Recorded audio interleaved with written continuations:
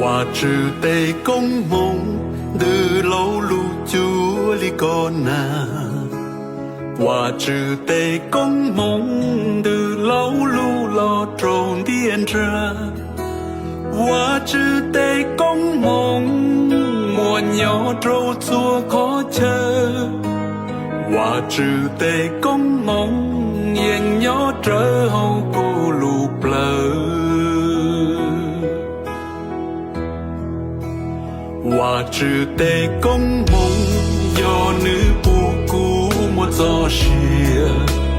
Hòa trừ tê công mong do nữ bu cũ một nhẹ chia. Hòa trừ tê công mong bu cũ mua hoa mua chế. Hòa trừ tê công mong mua trí cho lo mua lù chế.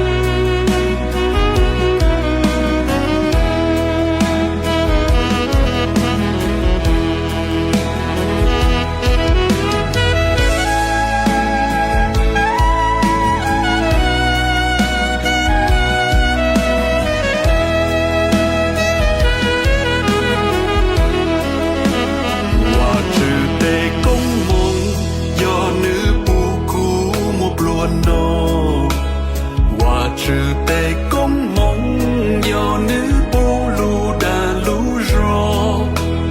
Hòa trừ tê công mong bu cũ mua kê ca xia. Hòa trừ tê công mong chờ cũ đi tàu cho xia chi.